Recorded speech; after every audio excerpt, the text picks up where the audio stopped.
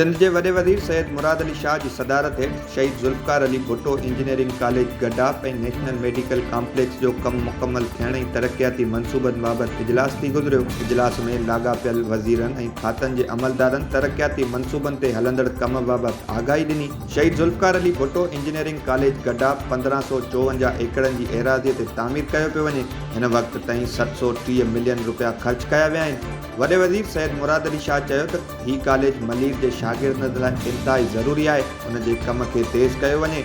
Medical complex जंहिंमें 200 खां वधीक मरीज़न लाइ बेड की सहूलत हूंदी।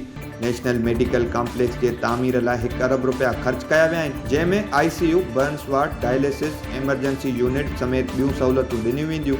वॾे वज़ीर तरफ़ां ॿिन्ही मनसूबनि खे 1 साल अंदर मुकम्मल करण की हिदायत जारी कई वई। सखर में अमन बाबत घरू वज़ीर ज़ियाल हसन लंजार की सदारत हेठ इजलास थी गुजरियो। इजलास में सखर, खैरपुर और घोटकी ज़िलन के सिक्योरिटी सूरतहाल ते तफ़सीली जायज़ो वरितो वियो। IG Sindh Ghulam Nabi Memon, DIG Sukkur, SSP Ghotki, Sukkur, Khairpur और ॿियनि पुलिस आफिसरन इजलास में शरीक थिया। DIG सखर रेंज में अमन बाबत तफ़सीली ब्रीफिंग ॾिनी। घरू वज़ीर ज़ियाल हसन लंजार दुआरनि और धाड़ेलन खिलाफ सख्त कार्रवाई करण की हिदायत जारी कंदे चयो त कच्चे वारे इलाक़नि में ऑपरेशन के वधीक तेज़ कयो वञे। रेंज के सभिनी ज़िलनि में इंटेलिजेंस बुनियाद ते ऑपरेशन कया वेंदा। ज़ीरो टॉलरेंस पॉलिसी ते सख्ती से अमल करायो वञे। पंजाब की इतलात वारी वज़ीर उस्मा बुखारी चयो है तो पंजाब सूबे में अमन लाइ हर मुमकिन कदम खया वेंदा ऐं कंहिंखे भी कानून पंहिंजे हथ में वठण की इजाज़त न ॾिनी वई है। हथियारबंदन के रियासत की रिट के चैलेंज करण की इजाज़त न ॾिनी वेंदी। मज़हबी ग्रुपन के एहतजाज दौरान पुलिस ते तशद्दुद और शहरन की मिल्कियत के नुकसान रसायो वियो। 75 सोशल मीडिया अकाउंट्स के ब्लॉक कयो वियो है। गैर कानूनी तौर ते रहंदड़ अफगानी शहरन के मुल्क बदर करण वारो ऑपरेशन जारी है।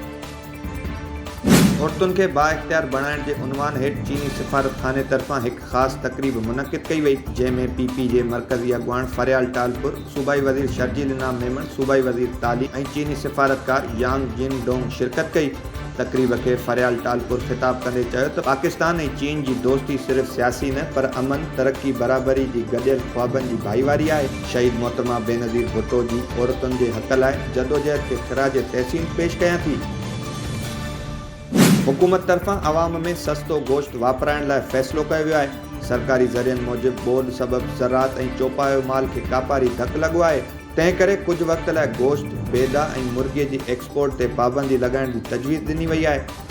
उन्हनि शयुनि जे एक्सपोर्ट ते पाबंदी सां क़ीमतुनि में लाथ जो इम्कान है। गोश्त की गैर मामूली वधंदड़ क़ीमतुनि जो असर कुकड़ ते पइजी रहियो है। लाइव स्टॉक ज़रियनि मूजिब गाय गोश्त की सरकारी कीमत 800 रुपया और बाकरे गोश्त की सरकारी कीमत 1600 रुपया फ़ी किलो है।